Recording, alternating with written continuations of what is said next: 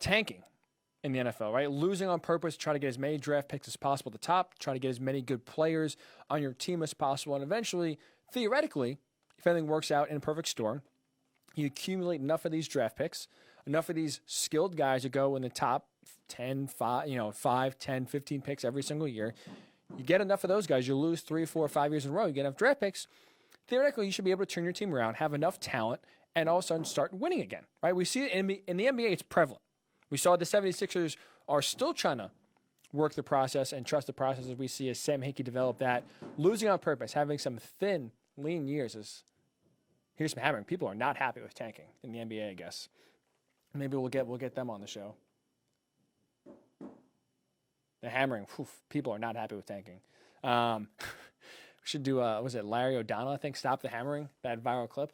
That's what I actually feel like now. Stop the hammering.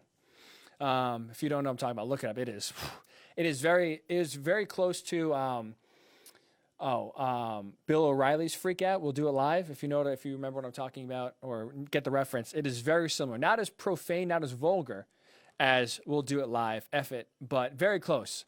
That is Stop the Hammering is another great news bleeper that you should definitely check out for sure. But like I said, tanking in the NBA we see is a strategy that is used strategically in order to try to win games. Again, the Sixers were the face of it. They got Ben Simmons. They got Joel Embiid.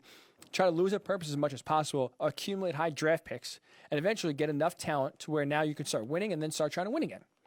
The NFL, I think, is a perfect example of why this strategy is impossible to do. Impossible to do. For a few reasons. One, it's hard to get draft picks right. There's no such thing as a sure thing. It's hard to develop them. And more importantly, even if you do develop them, the NBA has this luxury.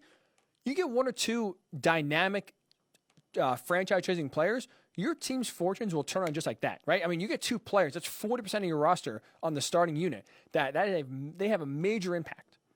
So you really only need one or two draft picks to really hit, to kind of transcend your franchise and turn it from perpetual losing to be contenders every year. Football, you can't do that. You need draft picks, overall drafts to hit. If you try to tanking and try to accumulate as much talent as possible, you're going to probably need at least 3, 4, 5 years. You have to draft right. There's no such thing as a sure thing. You can't just luck your way and basically pick a guy and they're guaranteed to be successful. So it takes multiple years of drafting, skilled drafting, and also skill development to take these players to the next level. And the best way to orchestrate this and how hard it is to do is the fifth-year option. So on last Monday, or just a few days ago, I should say Monday, so if you draft a player, how it works, if you draft a player in the first round, the standard contract for any player drafted is 4 years. Draft a player in the first round, second round, fifth round, sixth round, they have a 4-year contract. And if you pick a player in the first round, teams then have an option to add on a fifth year if they want. And the reason why teams do that is because theoretically, if you get a first-round pick, he plays really well, they're going to get a second contract. Those second contracts are expensive. So the goal is to get a lot of these rookies and a lot of these younger players and win when they're still on inexpensive contracts, because then once they hit the free agent market or once they get in line for that second contract, it's expensive, and obviously the price goes up. So with a fifth-year option, it allows teams to keep a very skilled player under contract for 1 more year at a relatively cheap price. Now, it does go up. It's basically how it works is it's an average of salaries at that position and where you're drafted. So it does go up, but it's still not as expensive as if the player hit free agency after 4 years and you gave them an extension. So the fifth-year option is a great way of showing if you have a player that hits, that plays well, that you like, you want to keep around for a long time, more times than not, you exercise that option to keep them under contract for 1 more year before you end up paying them. Now, because it's cheap labor, or cheaper, I should say, most teams, if they want to keep a player, use that option. Now, what happened is, which is interesting, these drafts, it happens after their 3rd year in the NFL. So into the 4th year, that's when teams have to exercise the option or not. So now, what just happened on Monday, those picked in the first round of the 2017 draft, teams had to decide whether they want to keep them for 1 more year or not exercise it and have them be free agents after this upcoming year. And the reason why I think here's why I said tanking is basically impossible in the NFL, and you can't do it, is because, so on Monday, teams had the choice, that was the last day to exercise or not.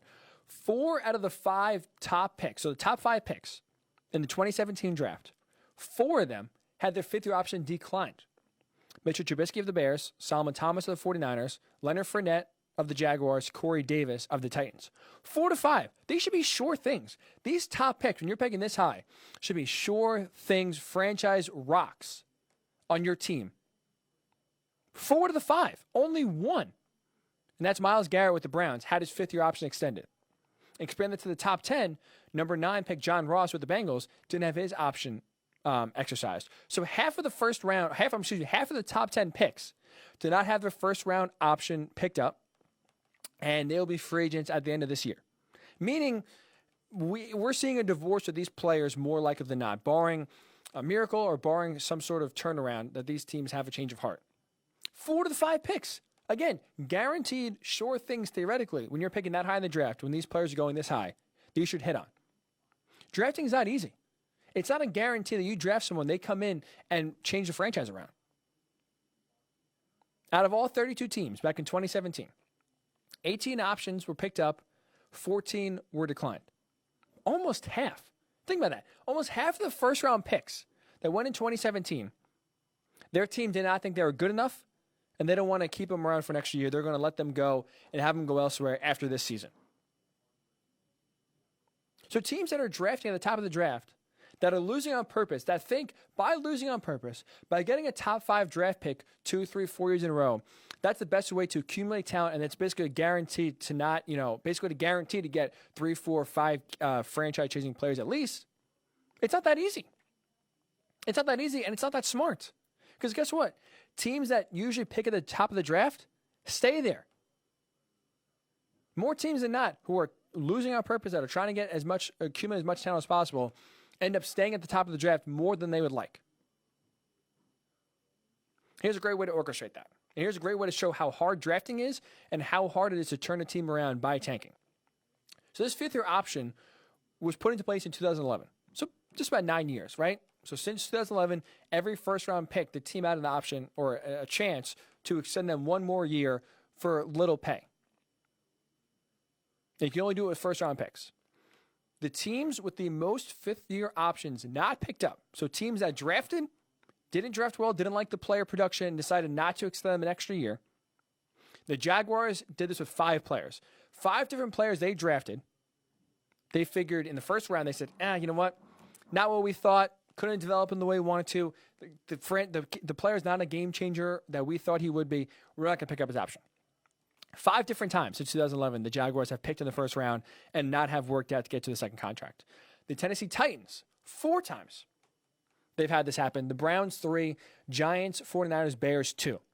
So there are plenty of teams that we see at the top of the draft more times than not since 2011 that get premier players, that pick players very high, but don't extend the option, don't have a chance to keep them for a second contract, and don't essentially pick these game-changing players that they thought they were going to pick in the draft. Let's go back a year earlier, right? So now, 2017, this is the year. This year, on Monday, was the time that teams could exercise this option. No earlier, no later. So let's go back a year. Let's go back to last year. So 2019, these options were for the 2016 draft. 14 of the 31 options, because remember, the Patriots didn't have a draft pick because they were taken away from Deflategate in 2016. 14 of the 31 options for the first round were declined. So basically about half, just a little less than half. So same thing with 2017, which was 18 picked up, 14 declined, a little bit, better hit rate. But for the most part, just under 50% of these options of players taken in the first round will not be with their teams by the time their second contract comes. And go back even a year before that, this is crazy, 2015 draft. Of the top 10 picks right now, only one player is still with their respective team, Brandon Scherf of the Redskins. Think about that. One guy of the top 10 picks. 9 of them weren't busts. 9 of them weren't awful players. They're still in the league somewhere, just not with their respective teams. So even if a player works out, if you can't keep him under contract, if he's not happy with the way the organization is running, if he gets too expensive, he's out. So 2015, 5 years ago, you have one player picked in the top 10 that's still on their respective team. The next year, 2016, 4 years ago, you have almost half the players picked in the first round now with their respective teams, or their teams, I should say, don't want to extend them and keep them on for an extra year. And now again, 2020 in the 2017 draft, you had 18 teams extend the option, 14 declined, and 4 out of the 5 top picks have the option to decline. So it's so hard and impossible to build your way through the draft and tank, essentially, to get as much talent as possible, because there's no such thing as a sure thing. If you want to be lazy, if you think, I have a top 5 pick, no matter who I pick, they're going to be great, that's not the case. If you don't have the right infrastructure surrounding them, if you don't have the right coaches coaching them, if you don't have the right scheme for this player that fits in your team, it's not going to work out. And it's going to cost you. Because as we see the Jaguars, they have the most options declined at 5. Where are they more times than not outside of 2017? At the top of the draft. And now we hear the Jaguars are going to be the worst team, whether they're tanking on purpose or not. They're going to have a top pick, and they're probably going to pick Trevor Lawrence or Justin Fields. Will that work? Hasn't worked for them so far. They struck out with 2 different quarterbacks, Blaine Gabbert and Blake Bortles. They took in the top 10. Neither of them are on their team. So a team like the Browns, the Jaguars show drafting high each year doesn't always guarantee you hit on talent. And because the NFL rosters are so big, because it's so hard for one player to change a franchise around, or even 2 players, you have to have excellent drafts 2, 3, 4 years in a row in order to turn your team around, build your team through the draft, and if you want to actually tank, see it actually start to reap some sort of benefits, but not anywhere close to the results that you hope. That's why I think tanking in the NFL is impossible. It's an impossible case to carry out. It's an impossible option to carry out. As we see, picking high doesn't guarantee you get the best players, and picking the best players doesn't guarantee that they will hit at the next level and be great NFL players. Very rarely do you have a sure thing comes in and plays no matter what the circumstances, no matter what the coaching staff, no matter what the scheme, plays great. And we see plenty of times undrafted free agents, players drafted in the late rounds, these teams who draft really well are constantly drafting at the back of the draft year in and year out. They know what to look for. They have great scouts, and they realize sometimes it's not just about the talent. And there's a reason why a lot of these teams, again, are picking at the top of the draft. So that's why I just want to point that out. Seeing the 5th-year option, seeing 4 out of the 5 top picks in the 2017 draft not retained or not optioned, I should say, not extended by the team they drafted him, I think speaks wonders and shows how hard it is and why you really can't tank in the NFL. It's impossible. No such thing as a sure thing. Can't really get something right. And it's a hard undertaking. It can't happen. So that's at least want to end the show. Wanted to point that out. We start with the NFL, talk about the schedule release and why I think it's a bad idea. We end with the NFL and why it is impossible. Out of all the 4 major sports leagues, the NBA, the NHL, MLB, and NFL, the NFL is the one you can't tank in. The Astros, we saw, the Astros worked. There's a book about the Astros, about how they tanked 2012, 2013, 2014, had historic losing seasons. That allowed them to draft Carlos Correa, Alex Bregman, Jose Altuve, and they turned that around. Or excuse me, not Jose Altuve, George Springer, I apologize. They were able to draft these studs that became cornerstones of their franchise, and they eventually won a World Series and went to 2 World Series with this core that they were able to draft through losing. The NBA, again, the Sixers are trying to carry this out as we speak. They tanked to get Joel Embiid. They tanked to get Ben Simmons. They tanked to get Markelle Fultz. Obviously, that didn't work out. That shows, again, how hard it is to do. But they have yet to win a title, yet to make an Eastern Conference Finals. They've definitely turned the franchise around, for sure, from perpetual losers to contenders. But in basketball, that's what you can do with 1 or 2 options or 1 or 2 players that turns the season around. NHL, the same thing. You can get some transformative players on your team that changes everything. Look at Connor McDavid with the Oilers. One of the best players we'll ever see. Sidney Crosby with the Penguins, same thing. It happens. The NFL is the one league, the one sports league, with all the parity, with all the turnover, and how hard it's actually hit in the draft, that tanking is not in your best interest and impossible to carry out.